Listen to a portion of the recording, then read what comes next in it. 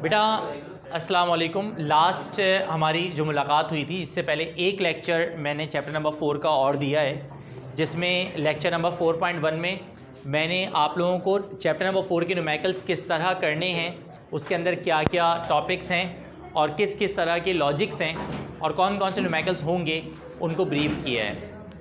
वो lecture number 4.1 है, जो कोई इतना इम्पॉर्टेंट लेक्चर नहीं है, बट ये है कि जब आप लोगों के पास व्हाट्सएप की अभी मैसेज की सीरीज़ आएगी तो उसमें लेक्चर नंबर 4.1 होगा, उसको देख लेंगे तो आपको अंदाज़ा हो जाएगा कि चैप्टर 4 में आपने कौन कौन से न्यूमेरिकल्स करने हैं। अभी जो न्यूमेरिकल सबसे पहले पार्ट का मैं स्टार्ट करवा रहा हूँ, सिर्फ़ और सिर्फ आप लोगों से रिक्वेस्ट है कि 10 to 15 मिनट्स तवज्जो के साथ मुझे देखते रहिएगा, और उसके बाद मैं आप लोगों को जो PDF मैंने सेंड की, जिसका जिक्र मैंने लेक्चर नंबर 4.1 में भी किया था कि वो PDF वगैरह कैसे आप हासिल कर सकते हैं और उस PDF को किस तरह से जो है हासिल करने के बाद उससे किस तरह से फ़ायदा उठा सकते हैं। तो हमारे पास वो जो PDF है और ये तमाम PDF वगैरह की इन्फॉर्मेशन के हवाले से लेक्चर नंबर 4.1 जाके देखें। 4.1 देखेंगे तो आपको सारी चीज़ें क्या हो जाएंगी, क्लियर हो जाएंगी। अभी मैं पहला टॉपिक स्टार्ट करवा रहा हूँ प्रोजेक्टाइल मोशन का। हार्डली आप लोगों ने 10 मिनट्स मुझे देने, बात मत कीजिएगा, मुश्किल नहीं, आसान न्यूमेरिकल्स हैं बट कॉन्सेप्चुअल न्यूमेरिकल्स हैं, तो लिहाजा तवज्जो के साथ ज़रा देखिएगा।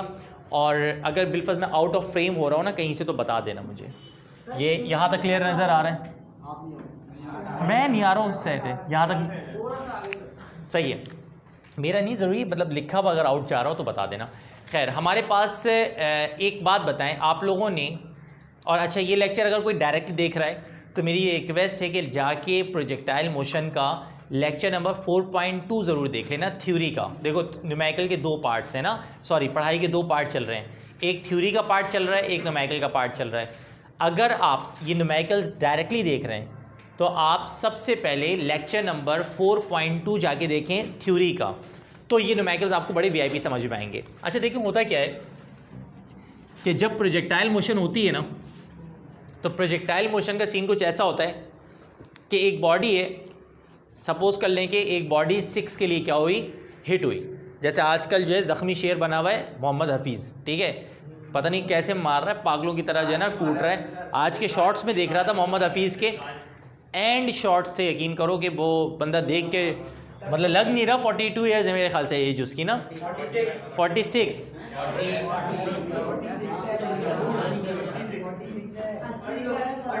चुप हो जाओ, इसको ज़्यादा पता होगा, ठीक है। तो 46 ईयर्स ओल्ड, अगर वो तो नहीं है वैसे 42 है, लेकिन जो 6 वो हिट कर रहा है उससे वो जो एक यंग बॉय लग रहा है। लेकिन हमारे पास एक बॉल हिट की हमने 6 के लिए। अब क्या होता है, ये बॉल जितनी, यानी ये बॉडी जितनी ऊपर जाती है ये उसकी हाइट कहलाती है। तवज्जो के साथ सुनिएगा, ये बॉडी जितनी दूर जाती है ये उसका डिस्टेंस कहलाता है या फिर उसकी रेंज कहलाती है, और बॉडी को जो टोटल टाइम लगता है वो T कहलाता है। जब मैं लेक्चर नंबर 4.3 दे रहा था थ्योरी का, तो मैंने एक चीज़ बताई थी कि एक ही रेंज को हासिल करने के दो पॉसिबल एंगल्स होते हैं। एक ही रेंज को हासिल करने के कितने पॉसिबल एंगल्स होते हैं? 2।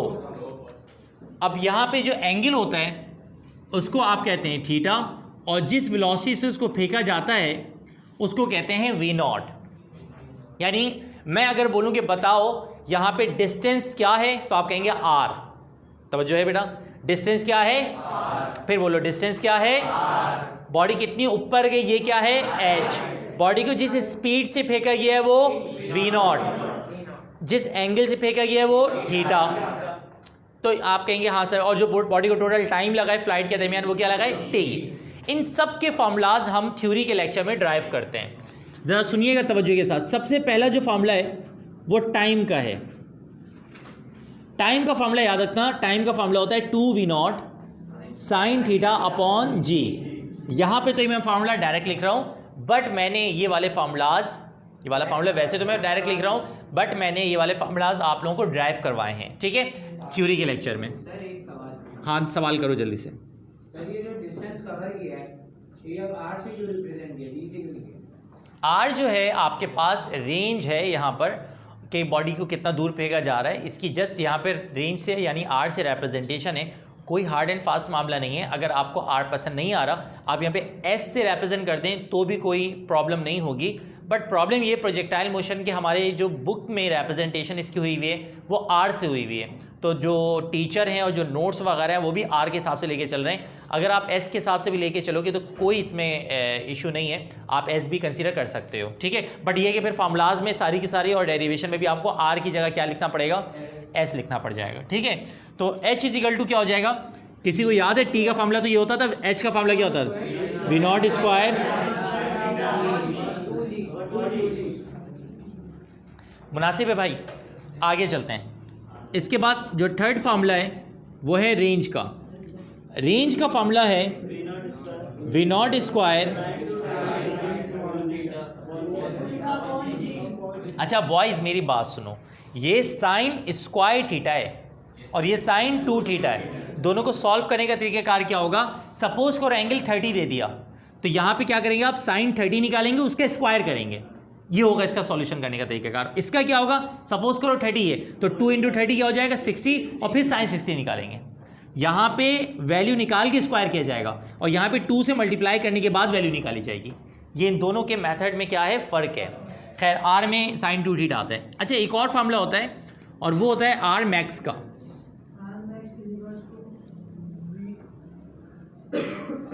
We nought square upon G. और अब लास्ट फार्मूला है और वो है theta dash is equal to 90 minus theta. आप में से वो बच्चे जिन्होंने रिकॉर्डेड क्लासेस लाइव क्लासेस नहीं ली, हो सकता है उनके लेक्चर्स थोड़े बहुत मिस हुए हों, तो मैं उसी के लिए रिकॉर्ड भी कर ले रहा हूँ और उसी के लिए मैं आपको पढ़ा भी रहा हूँ ताकि सब बच्चे एक इस पे आ जाएं, ट्रैक पे आ जाएं। जब एक ट्रैक पे आ जाते हैं ना तो आपको टॉपिक समझ में आना शुरू होता है।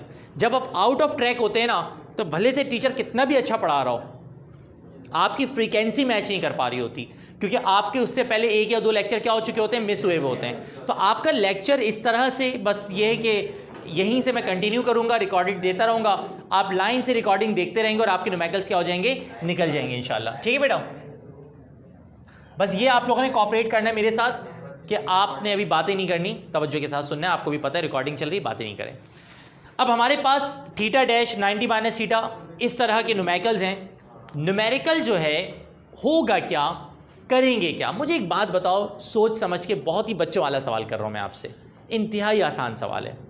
इमेजिन कर लो कि मैं तुम्हें V nought, sir V nought दिया हुआ है कैसे पता चलेगा, देखो मीटर पर सेकंड में जो चीज़ है इसका मतलब वो वी नॉट है।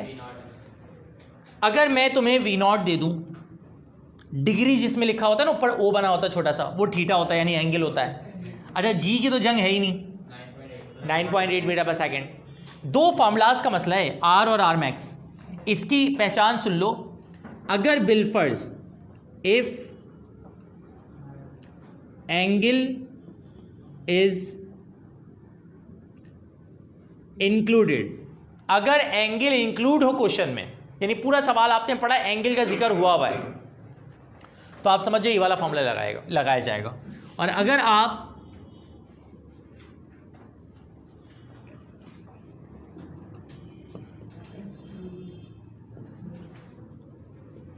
पूरे सवाल में कहीं पे भी एंगल का जिक्र ना हुआ हो तो हम समझ जाएंगे ये वाला फार्मूला लगाएंगे। वो जब जाहिर सी बात है जब हम असाइनमेंट्स करेंगे, यानी वो जो मैंने प्रैक्टिस शीट तुम लोग को दी हुई है, पीडीएफ जो तुम लोग को व्हाट्सएप ग्रुप पे सेंड किया हुआ है, जब वो तुम लोग सॉल्व करोगे तो practice makes a man perfect. अभी सिर्फ मैं ये पूछ रहा हूँ कि इमेजिन कर लो मैं तुम्हें वी दे दूँ, थीटा दे दूँ, वी दे दूँ और थीटा दे दूँ, जी तो देने की ज़रूरत नहीं है ना, जी तो देने की ज़रूरत नहीं है। आप कहेंगे बिल्कुल भी ज़रूरत नहीं है। चलो शुक्र है रिकॉर्डिंग चल रही है, वरना वो नंबर पे कॉल आ जाती है ना अगर, तो वहाँ पे रिकॉर्डिंग क्या हो जाती है, रुक जाती है, बड़ा मसला बन जाता है। मैंने एक दफ़ा, मुझे याद है, पूरी लेक्चर की रिकॉर्डिंग की मैंने और हार्डली 5 मिनट बाकी होंगे रिकॉर्डिंग एंड होने में, कॉल आ गई। और वो जिसकी कॉल आई थी उसके लिए पता नहीं बहुत मेरे अच्छे जज्बात थे, तो मैं कॉल कट नहीं कर सकता था। तो फिर मैंने कहा वीडियो तो ख़राब हो ही गई, अब कॉल पे बात कर लेते हैं, तो फिर मैं कॉल पे लग गया। लेकिन मुझे बड़ा अफसोस था, तो व्हाट्सएप पे लेकिन कॉल आती है तो वो ख़राब नहीं होता, लेकिन जब भी मैं रिकॉर्डिंग करता हूँ तो वो लगा देता हूँ, वो एरोप्लेन मूड होता है ना मेरे ख्याल से, वाला मूड लगा लेता हूँ ताकि इसका मूड ख़राब ना हो।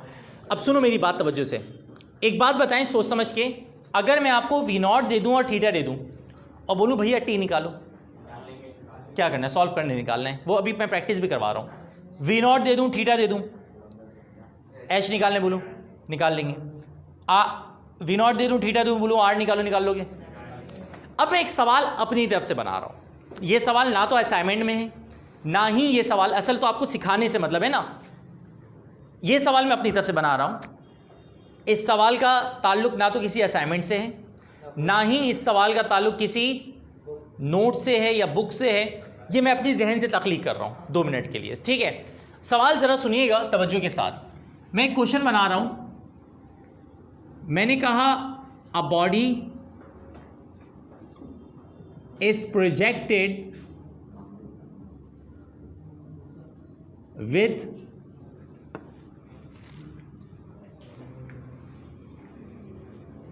(20 metre per second and at an angle of 30 degree with ground। बेटा मुझे दोबारा बोलने की ज़रूरत ना पड़े कि चुप हो जाओ, चुप होके सुन लो, तुम लोगों को पता है अच्छी तरह, तफरी में करवा रहा होता हूँ तो खुल के करवा रहा होता हूँ, अभी पढ़ाई करवा रहा हूँ तो इज्जत के साथ पढ़ाई करो। Angle of 30 degree with ground, find its total time of flight,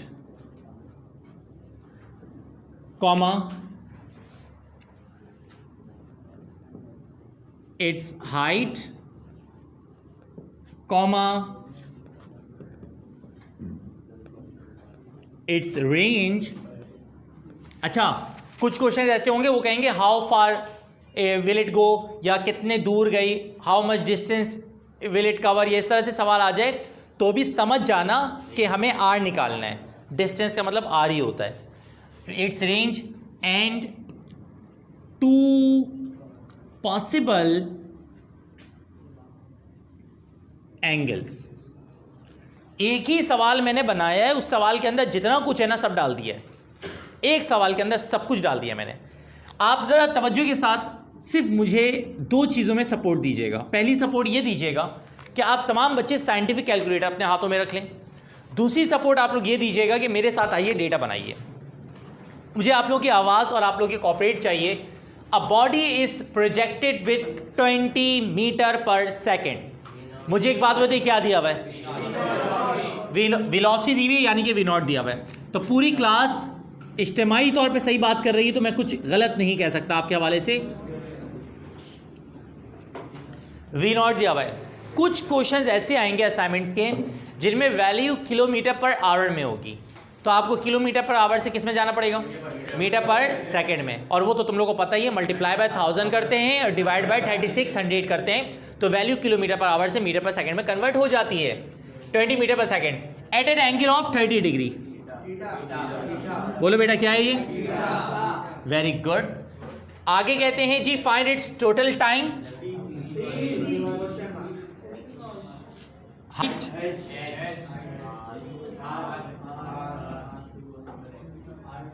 and 2 possible angle. एक गलती की मैंने, एक गलती की है सवाल में, 2 पॉसिबल एंगल नहीं लिखूंगा मैं, सिर्फ मुझे सेकंड पॉसिबल एंगल लिखना पड़ेगा। 2 पॉसिबल एंगल का सवाल उस वक्त बनता है जब एक भी एंगल ना हो। बात समझ में आ रही है? 2 पॉसिबल एंगल का सवाल तो उस वक्त बनता है ना ये जब एक भी एंगल गिवन ना हो। यहाँ पे तो एक एंगल गिवन ऑलरेडी है, तो मैं कहूँगा सेकंड पॉसिबल एंगल निकालो। तो हमें सेकंड पॉसिबल एंगल भी निकालना है, यानी थीटा डैश भी निकालना है। मुझे सिर्फ इतना बताओ, ऐसा सवाल कभी भी आएगा नहीं, या शायद आ जाए लेकिन आया नहीं है, ऐसा सवाल आएगा नहीं, बट इस सवाल के ज़रिए मैं हर चीज़ निकालना सिखा रहा हूँ ताकि जैसा भी न्यूमेरिकल आए आप उसको करने की एबिलिटी रखें। आइए स्टार्ट करते हैं न्यूमेरिकल के सॉल्व के पार्ट को। मुझे एक बात बताइएगा सोच समझ के बॉयज़ एंड बॉयज़, हमारे पास अगर बिलफर्ज आपको इस न्यूमेरिकल को सॉल्व करना है तो गाइज एक बात बताइए, हमें क्या पता होना चाहिए? फार्मूला।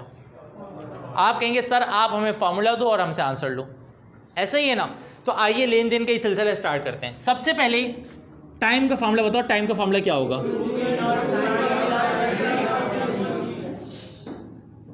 मुनासिब है? वैल्यूज पुट कीजिए। 2 की जगह क्या आएगा?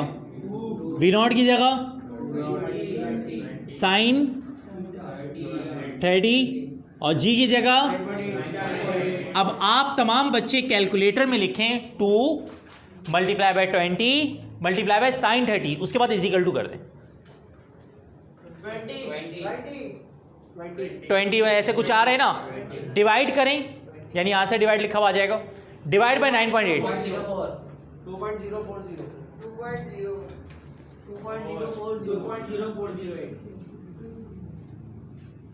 2.04 पॉइंट के बाद 2 वैल्यूज काफी होती हैं बेटा। आपकी दुआओं से क्या निकाला है? टाइम। अब मुझे एक बात बताओ, कोई भी न्यूमेरिकल आए उसमें V0 और थीटा पता हो तो टाइम निकालना तुम्हारे लिए मुश्किल काम नहीं है। अच्छा, टाइम के बाद हाइट। हाइट का फॉर्मूला क्या है भैया?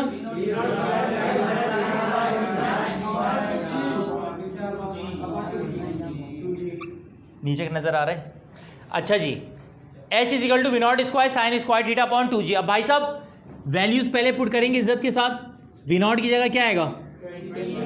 20 का स्क्वायर साइन 30 का स्क्वायर, या मैंने बताया था ना कि पहले साइन 30 निकालेंगे देन स्क्वायर करेंगे, और 2 मल्टीप्लाई पे क्या कर देंगे? 9.8। अब इंतहाई अदब और एहतराम के साथ बगैर किसी हिचकिचाहट के आप 20 के स्क्वायर करने की सादत हासिल कर लें। साइन 30 जीरो है, साइन 30 जीरो है, साइन 30 के स्क्वायर जीरो है। क्या बात कर रहे हो भैया, ऐसी बातें मत बोलो भैया।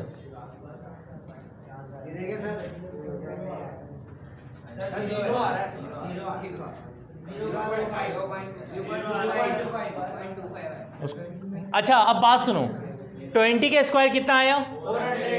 400। साइन 30 निकाला, साइन 30 0.5 आ रहा होगा।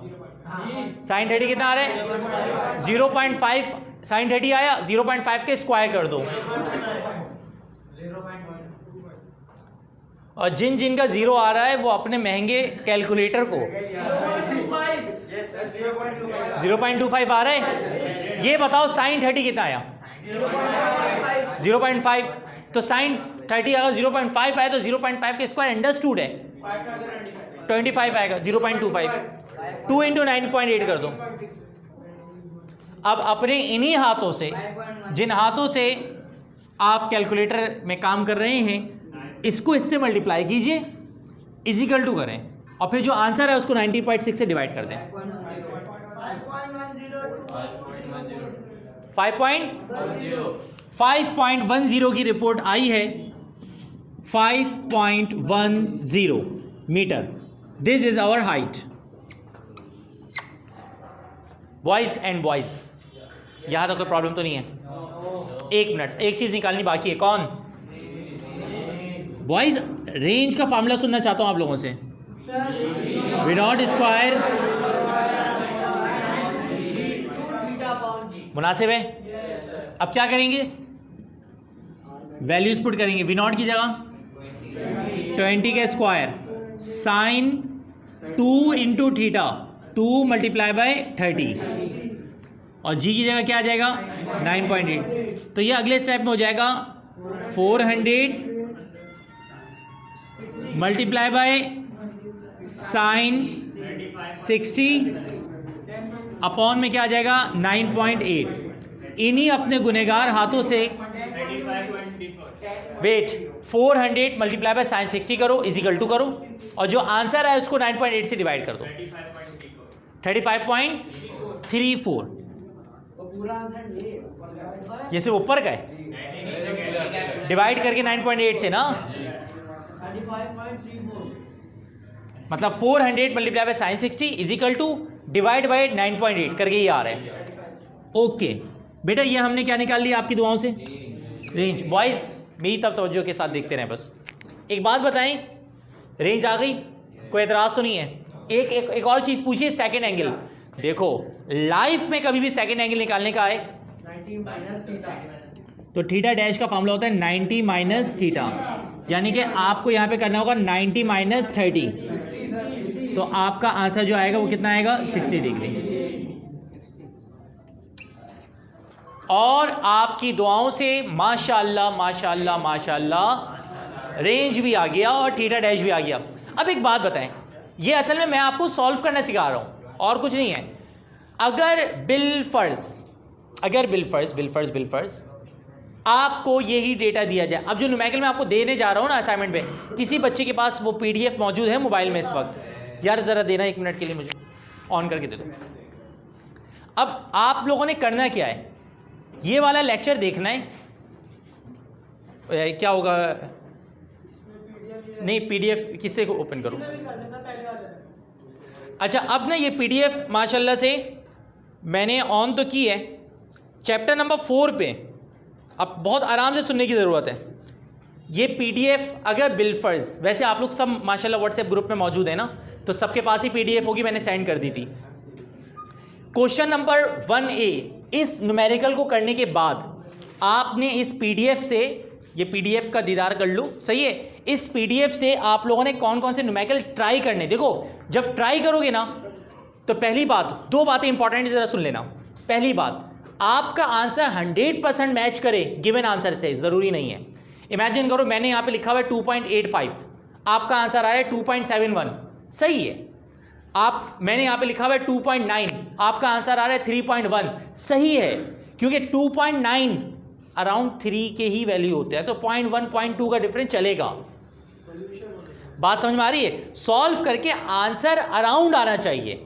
109% मैच कभी भी नहीं करता, सही है। हर न्यूमेरिकल के आगे मैंने ब्रैकेट में उसका आंसर गिवन किया हुआ है। ये है मेथड। इसी टाइप के न्यूमेरिकल्स होंगे जो मैं न्यूमेरिकल आपको दे रहा हूं करने के लिए। आप उन न्यूमेरिकल्स को ट्राई कीजिएगा और यकीन माने उन न्यूमेरिकल्स को ट्राई करने के बाद आपको मेरा लेक्चर नंबर 4.3 देखने की ज़रूरत नहीं पड़ेगी।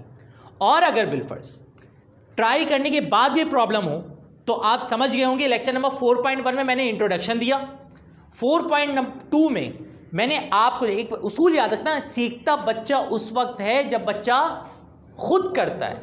ये हमेशा उसूल याद रखना। तो लेकिन प्रॉब्लम ये कि जब बच्चा खुद करता है ना तो उसके जहन में सवालात आते हैं कि यार ये कैसे होगा, ये कैसे होगा, यहाँ तो मिस्टेक नहीं हो गई, वहाँ तो मिस्टेक नहीं हो गई। तो लिहाजा अगर आप 4.2 के बाद आपने ये पूरा 4.2 देखा, आपके पास पीडीएफ मौजूद है, आप न्यूमेरिकल सॉल्व कर रहे हैं धड़ जो मैं दे रहा हूँ वाले, फिर इसको भी करने के बाद आपको प्रॉब्लम है तो आप जाएंगे और वो चेक करेंगे लेक्चर नंबर 4.3 में मैं पीडीएफ के हिसाब से सारे सॉल्यूशन छाप रहा हूँ तेजी में कि इसको ऐसे करेंगे, इसको ऐसे करेंगे, इसका ये आंसर है, इसका ये आंसर है। तो जब लेक्चर नंबर 4.3 देखेंगे तो आपकी क्यूरी खुद ब खुद सॉल्व हो जाएगी। सपोज करें आपको क्यूरी है न्यूमेरिकल नंबर 2C में, आप लेक्चर नंबर 4.3 में गए, आपने धड़ मुझे आगे बढ़ाया फ़ौरन से यूट्यूब पे, और आगे बढ़ा के जहाँ पे मैं lecture number numerical number 2.3 brief कर रहा हूँ, आपने वहाँ पे चीज़ों को आपने देख लिया। तो मेरे ख्याल से इससे ज़्यादा मैं आप लोगों के लिए आसानी नहीं कर सकता। आप तमाम बच्चे ज़रा होमवर्क सुन ले कौन कौन से। यार बड़े नेक बच्चे हो, तुमने पासवर्ड नहीं लगा हुआ मोबाइल में। जिस बच्चे के मोबाइल में इस दौर में पासवर्ड नहीं लगा वो, आप समझ जाओ कि वो बच्चा इंतहाई नेक और पवित्र बच्चा है। मैं तुम्हें मशहूर कर देता हूँ। तुम्हारा नाम क्या है बेटा? अजीम भाई। अजीम भाई बड़े शरीफ इंसान हैं। फर्स्ट ईयर की इस वक्त ये तालिब इल्म है। इस वक्त जो सन चल रहा है वो 2020 का चल रहा है, कोरोना के मामलात हैं। नहीं अजीम, आने वाले दौर में जाहिर सी बात है ये बूढ़ा जब हो जाएगा, इसके पोते पोतियाँ वगैरह होंगे, तो ये जाके दिखाएगा, जाके यूट्यूब पे देखो बेटा मैं कितना शरीफ था। मेरे टीचर जो है भरी क्लास में तारीफ़ किया करता था कि मैं शरीफ हूँ, क्योंकि इसके दौर के बच्चे अजीब से होंगे, वो पासवर्ड नहीं कुछ और ही लगा के रखा करेंगे। क्वेश्चन नंबर 1A, ये मैं असाइनमेंट दे रहा हूँ तुम लोग को, मतलब न्यूमेरिकल दे रहा हूँ करने के लिए। 1A कर सकते हैं अब आप लोग, 1B कर सकते हैं आप लोग, 1C कर सकते हैं आप सब। उसके बाद question number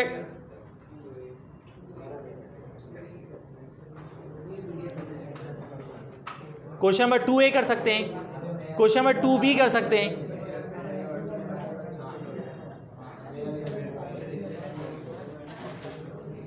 question number 3A कर सकते हैं, क्वेश्चन नंबर 3B कर सकते हैं,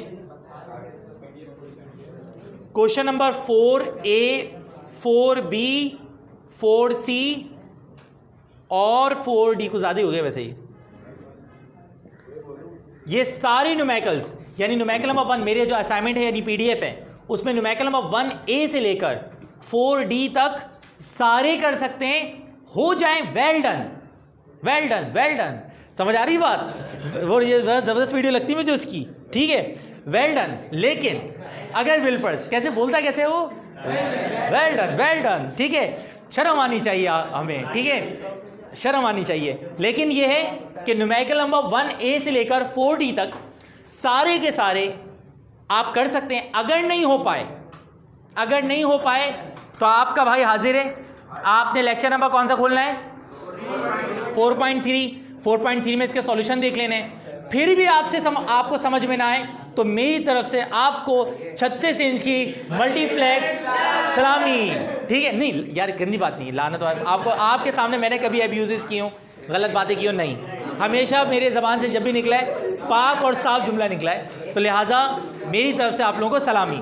चलें, लेक्चर हमारा पहला वाला एंड होता है।